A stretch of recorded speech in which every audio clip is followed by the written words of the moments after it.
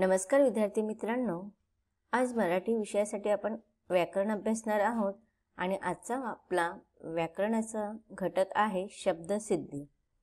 शब्दसिद्धी या व्याकरणाच्या घटकाचा हा सेशन क्रमांक 3 आहे. याआधी आपण शब्दसिद्धी या व्याकरणाच्या भागाचे 2 सेशन अभ्यासलेले आहे.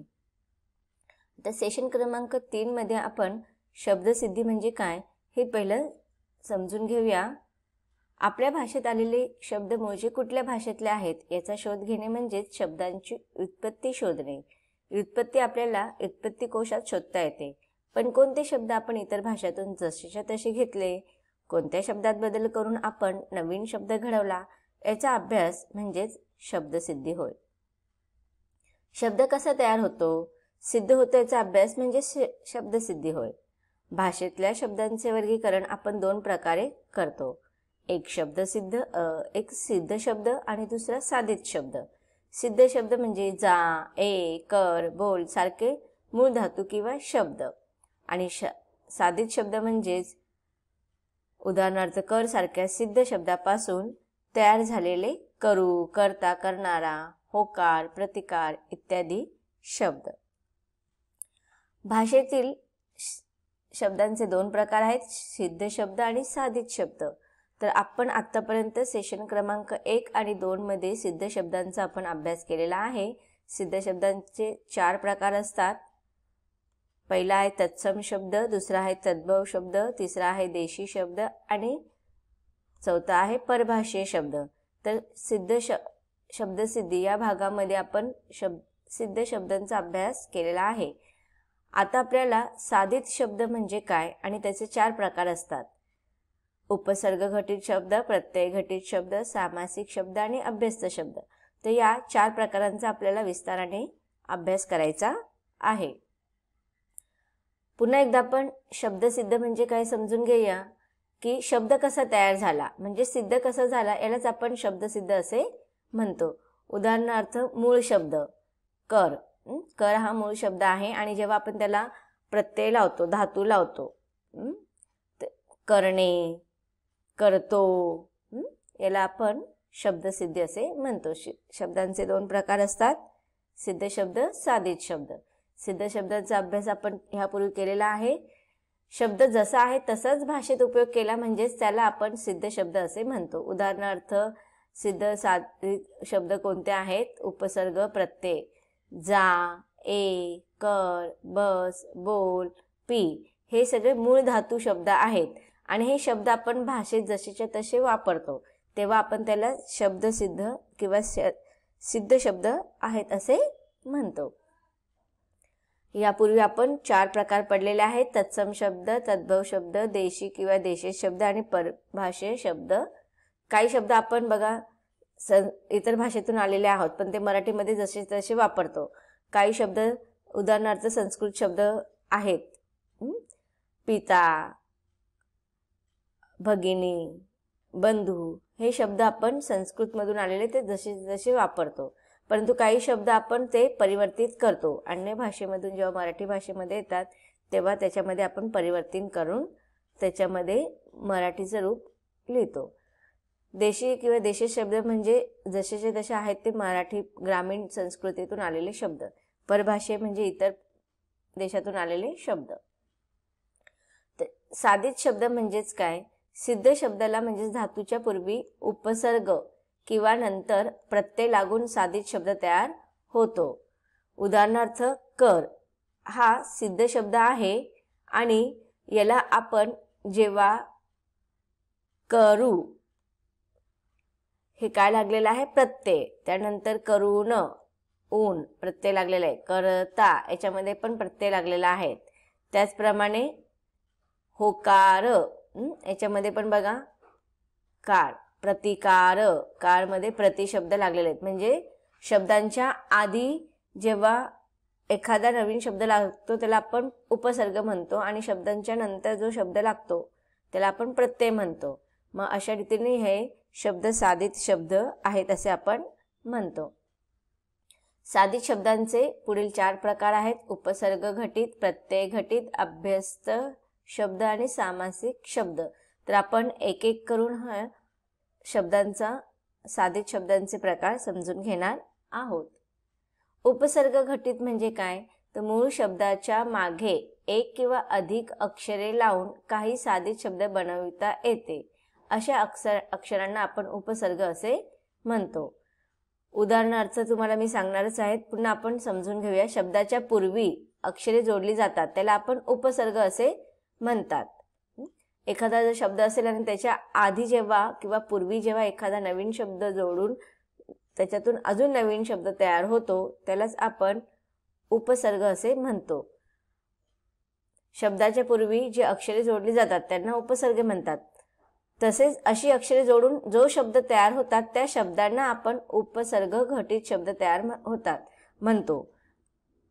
उदाहरणार्थ हार हा एक शब्द आहे आणि त्याच्यामध्ये आपण आ हे उपसर्ग लावलेला आहे. हारच्या पूर्वी आपण आ हा शब्द त्या हारमध्ये लावलेला आहे आणि अशा रीतीने आपला नवीन शब्द तयार झालेला आहे हार, आहार. मग आहार हा शब्दाला आपण उपसर्ग घटित शब्द म्हणणार. शब्दाच्या पूर्वी उपसर्ग लागून जे शब्द तयार होतात त्याला आपण उपसर्ग घटित शब्द म्हणतात. त्याचप्रमाणे बघा विहार हा शब्द आहे आणि त्याच्या आधी आपण वि हा उपसर्ग लावलेला आहे आणि नवीन झालेला शब्द कोणता होतो मग विहार. मग हा विहार काय झालेला आहे, उपसर्ग घटित शब्द तयार झालेला आहे.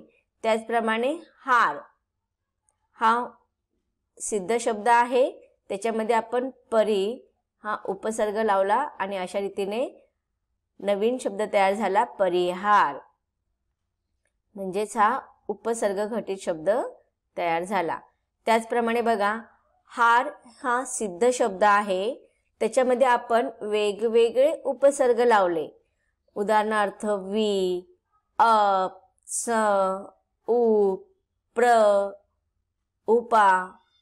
तर हे उपसर्ग लावल्यानंतर नवीन शब्द तयार झालेत.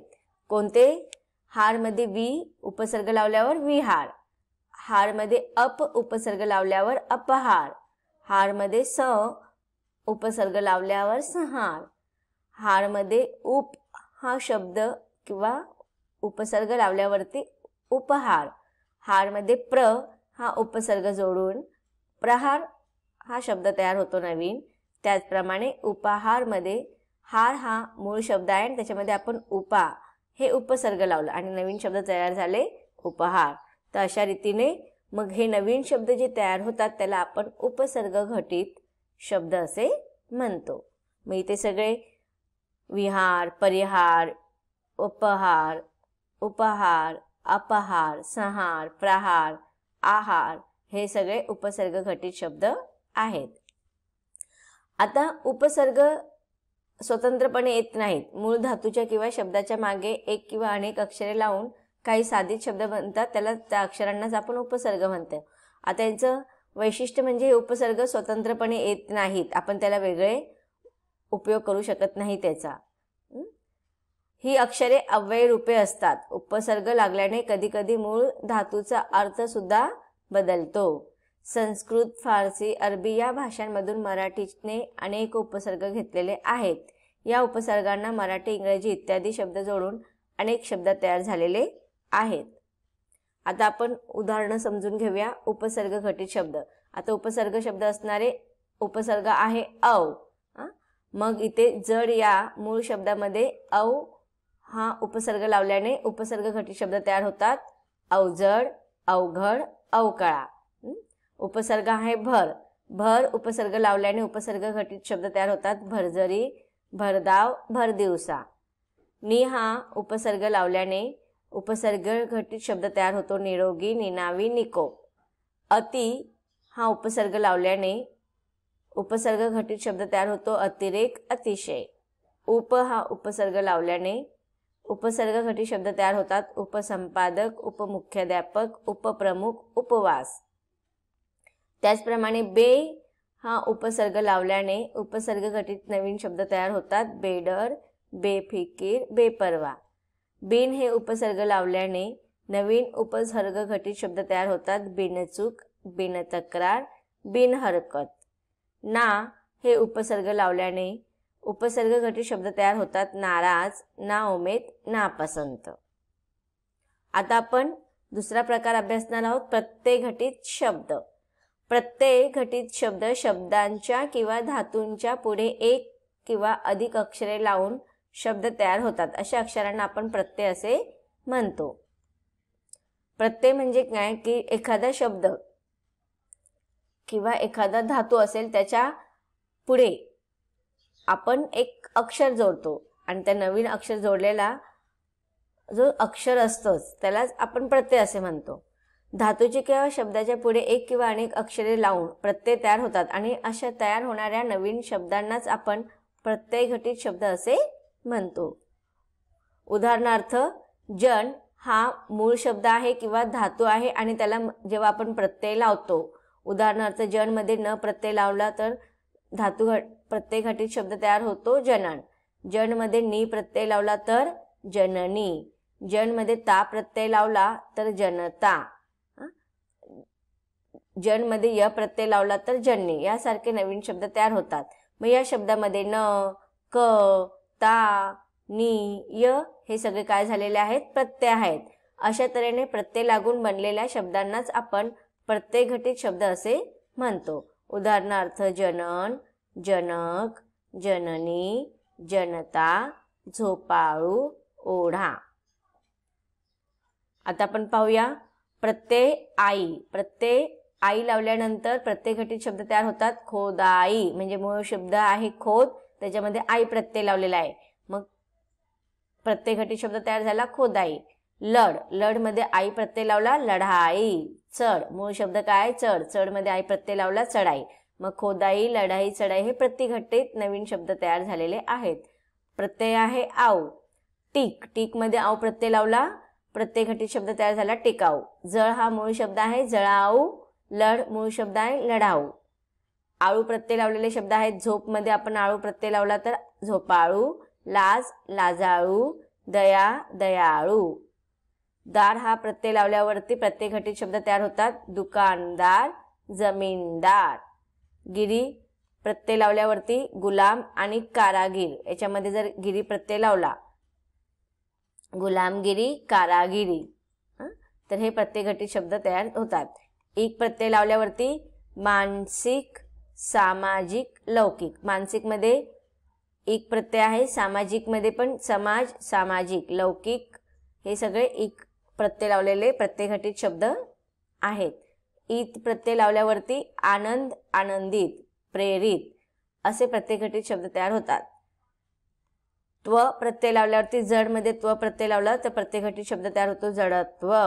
गुरु हा मूळ शब्द आहे किंवा मूळ धातू आहे. गुरु मध्ये त्व प्रत्यय लावला तर गुरुत्व हा प्रत्यय घटित शब्द तयार होतो. आता पुढचा प्रकार आहे अभ्यस्त शब्द. एखाद्या शब्दात एका शब्दाची अथवा काही अक्षरांनी पुनरावृत्ती झालेली असते, अशा शब्दांना आपण अभ्यस्त शब्द असे म्हणतो. उदाहरणार्थ घर, घर, हळू, हळू. म्हणजे एका अक्षरांची पुनरावृत्ती झालेली आहे. याच्यामध्ये घर ह्या शब्दाची पुन्हा पुनरावृत्ती झालेली आहे. हळू, हळू या शब्दामध्ये पुन्हा हळूहळू या शब्दाची पुनरावृत्ती झालेली आहे. तर अशा प्रकारे घर, घर, हळूहळू, शेजारी, पाजारी, दगड, बिगड यासारख्या शब्दामध्ये एका शब्दाचा किंवा काही अक्षरांची पुनरावृत्ती किंवा द्वित्व होऊन हे शब्द बनलेले असतात. म्हणजेच काय, अभ्यस्त शब्द म्हणजेच द्वित्व किंवा दुप्पट करणे असा होतो. उदाहरणार्थ शेजारी, पाजारी, किरकिर इत्यादी. आता आपण सामासिक शब्द पुढचा प्रकार अभ्यासणार आहोत. सामासिक शब्द जेव्हा दोन किंवा अधिक शब्द एकमेकांमधील परस्पर संबंधांमुळे एकत्र येऊन तयार होणाऱ्या शब्दाला सामासिक शब्द असे म्हणतात. उदाहरणार्थ देवघर. आता याच्यामध्ये देव हा वेगळा शब्द आहे आणि घर हा वेगळा शब्द आहे. ते दोघं एकत्र आपण केलेले आहेत. दोन शब्द एकत्र केले आणि एक नवीन सामासिक शब्द तयार झालेला आहे. देव घर. देव अधिक घर बरोबर देव घर. त्याचप्रमाणे पोळ पाट. याच्यामध्ये पण पोळ हा वेगळा शब्द आहे आणि पाट वेगळा शब्द आहे. मग पोळ पाट हे दोन वेगळे शब्द एकत्र करून सामासिक शब्द तयार झालेले आहेत. देवघर, पोळपाट इत्यादी मराठी व्याकरण शब्दसिद्धी व त्याचे उपयोग होतात. तर विद्यार्थी मित्रांनो, अशा रीतीने आपण शब्दसिद्धीमधील साधित शब्द आणि त्याचे उपप्रकार 4 यांचा अभ्यास केलेला आहे. शब्दसिद्धी हा व्याकरणाचा भाग इथे संपतो. धन्यवाद.